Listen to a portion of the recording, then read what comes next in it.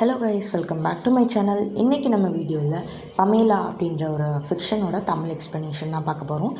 இது வந்து MA English லிட்ரேச்சரில் first செம்மில் வரக்கூடிய ஒரு ஃபிக்ஷன் தான் இது. இதை யார் எழுதியிருக்காங்கன்னா சாமுவேல் ரிச்சர்ட்சன்.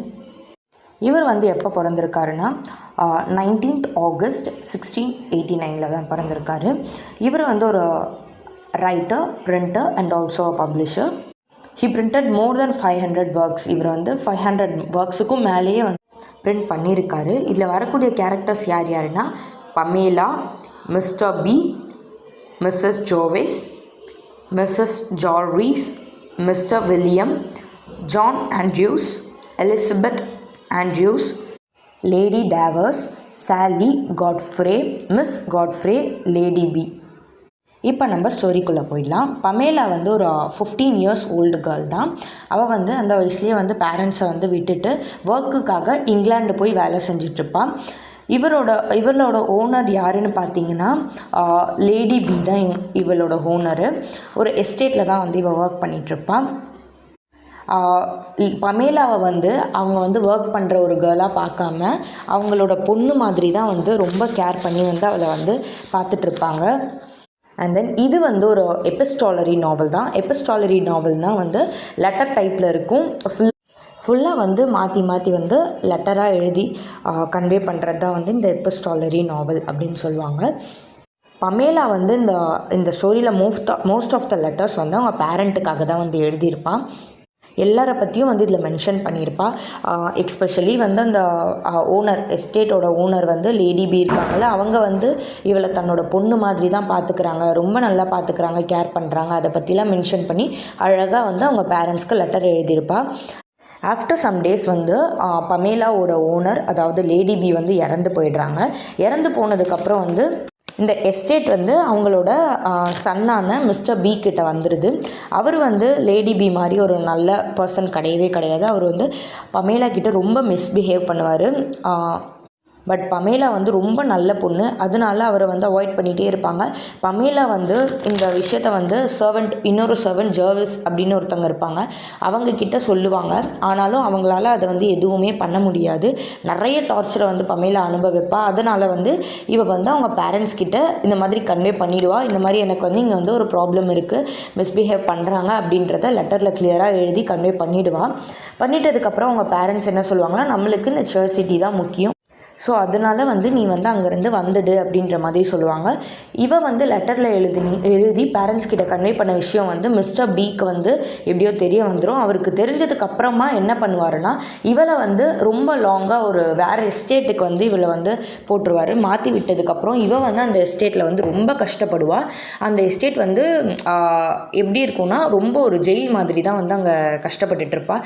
யாரையும் வந்து இவளால் காண்டாக்டும் பண்ண முடியாது. அதனால் இவளோட பேரண்ட்ஸ்க்கு இவள் வந்து நிறைய லெட்டர்ஸ் எழுத ஆரம்பிக்கிறான்.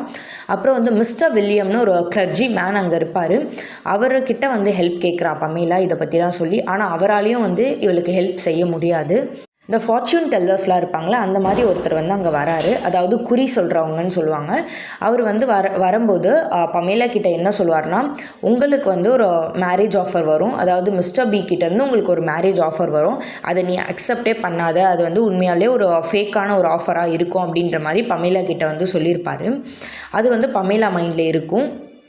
மிஸ்டர் பி என்ன பண்ணுறாருன்னா, இவ ஒர்க் பண்ணுற இடத்துக்கு ஒரு சர்வெண்ட் மாதிரி வந்து வேஷம் போட்டுட்டு வந்து இவ ரூம்குள்ளே என்டர் ஆகுறாரு. ஒரு விமன் சர்வெண்ட் மாதிரி வராரு. அதனால பமேலாவும் அது வந்து சர்வெண்ட் அப்படின்னு நினச்சி ரூம்குள்ளே விட்டுடுறாங்க.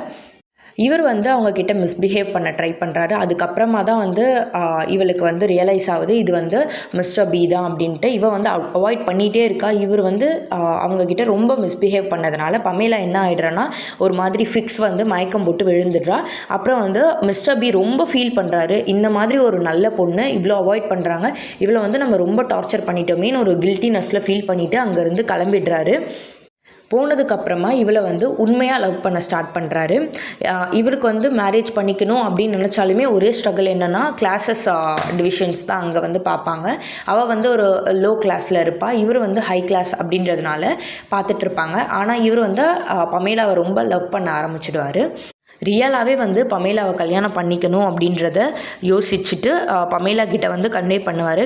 பமேலா வந்து ரொம்ப நல்ல பொண்ணு அப்படின்றதுனால இவ வந்து ரொம்ப கைண்ட்னஸ்ஸாக இருப்பாள். அதனால எல்லாருக்குமே வந்து அந்த இடத்துல பமேலாவை ரொம்ப பிடிச்சிடும். கரெக்டாக அவள் வந்து அங்கேருந்து எஸ்கேப் ஆகக்கூடிய டைமில் வந்து மிஸ்டர் பி வந்து இந்த மாதிரி ஒரு விஷயத்த சொல்கிறாரு. இந்த மாதிரி நான் வந்து உங்களை கல்யாணம் பண்ணிக்கணும்னு ஆசைப்பட்றேன் அப்படின்ற மாதிரி பமேலா கிட்ட சொன்ன உடனே பமேலாவுக்கு வந்து அந்த ஃபார்ச்சூன் டெல்லர் சொன்னது மனசில் இருக்கும், மைண்ட்லேயும் இருந்தாலுமே வந்து அவள் ரொம்ப நல்ல பொண்ணு அப்படின்றதுனால அதெல்லாம் வந்து மனசில் வச்சுக்காம அவள் வந்து அந்த மிஸ்டர் பியை வந்து ரொம்ப ட்ரஸ்ட் பண்ணி அவரோட லவ்வை வந்து அக்செப்ட் பண்ணிக்கிறாள். அதுக்கப்புறம் கொஞ்ச நாள் கழிச்சு இவளோட மேகசின்ஸ்லாம் பார்த்த உடனே வந்து இவளோட பேரண்ட் வந்து ஓல்டு எஸ்டேட்டுக்கு பமேலாவை பார்க்க போகிறாங்க. அங்கே வந்து பமேலா இருக்க மாட்டா. அதனால நியூ எஸ்டேட்டுக்கு வந்து பார்க்கும்போது பமேலா இருப்பாள். அங்கே வந்து பமேலாவுக்கும் மிஸ்டர் பிக்கும் வந்து மேரேஜ் நடக்கிறதுக்கான ஒரு ஏற்பாடெல்லாம் நடந்துகிட்ருக்கும். இதெல்லாம் பார்த்த உடனே பமேலாவோட பேரண்ட்ஸ் வந்து ரொம்ப ஹாப்பியாகிடுறாங்க. அதாவது நம்ம பொண்ணுக்கு வந்து கல்யாணம் ஆக போகுது, நல்ல பெரிய இடத்துல தான் வந்து மேரேஜ் ஆக போகுது அப்படின்ற மாதிரி நினச்சி ரொம்ப சந்தோஷமாக இருப்பாங்க. சடனாக வந்து மிஸ்டர் பியோட சிஸ்டர், அதாவது லேடி டேவர்ஸ் அப்படின்றவங்க வந்து மேரேஜ்க்கு வந்திருப்பாங்க. வந்துட்டு இந்த கல்யாணம் வந்து நடக்கக்கூடாது, இதை வந்து ஸ்டாப் பண்ணுங்க அப்படின்ற மாதிரி சொல்லுவாங்க. எதனாலனா மிஸ்டர் பிக்கு ஆல்ரெடி காலேஜ் டைம்லேயே வந்து ஒரு பொண்ணை வந்து லவ் பண்ணி அந்த பொண்ணு வந்து ப்ரெக்னென்ட் ஆகி அவங்களுக்கு ஒரு குழந்தை பிறந்திருக்கும். அந்த குழந்தைய வந்து இவர் வந்து ஒரு போர்டிங் ஸ்கூலில் வந்து ஒரு இல்லெஜிட்டிமேட் சைல்டு மாதிரி வச்சு பார்த்துட்ருப்பார். ஆனால் அவளுக்கு வந்து அவர் தான் அவங்க அப்பான்னு தெரியாமையே வந்து அங்கிள் அப்படின்னு சொல்லிட்டு அவரை வந்து கூப்பிட்டுட்ருப்பாங்க. இதெல்லாம் வந்து இந்த உண்மையெல்லாம் வந்து அவரோட சிஸ்டர் வந்து இந்த மேரேஜில் வந்து சொல்லிடுறாங்க. சடனாக வந்து இவரும் மிஸ்டர் பியும் வந்து என்ன பண்ணுறதுன்னு தெரியாமல் எல்லா விஷயத்தையும் வந்து பமேலா கிட்ட சொல்லிடுறாரு. பமேலா வந்து ரொம்ப ஒரு குட் கேர்ள் அப்படின்றதுனால எல்லாத்தையும் அக்செப்ட் பண்ணிக்கிறாங்க. ஓகேன்ட்டு அக்செப்ட் பண்ணிக்கிட்டு என்ன நினைக்கிறாங்கன்னா, அந்த இல்லெஜிட்டிமேட் சைல்டு இருக்குல்ல, அந்த போர்டிங் ஸ்கூலில் இருக்க குழந்தையும் வந்து இந்த பொண்ணையும் கூட்டிகிட்டு வந்து இவங்க வளர்க்கலாம் அப்படின்னு சொல்லிட்டு அந்த பொண்ணையும் கூட்டிகிட்டு வந்துடுறாங்க. அப்புறம் இவரோட சேர்ந்து இவங்களும் வந்து வாழ ஆரம்பிக்கிறாங்க. இவங்களுக்கு நிறைய குழந்தை பிறக்குது. இவங்களும் வந்து அதுக்கப்புறமா எல்லோரும் ஒன்றா சேர்ந்து ரொம்ப சந்தோஷமாக இருக்காங்க. அவ்வளோதான் இந்த ஸ்டோரி. தேங்க்யூ.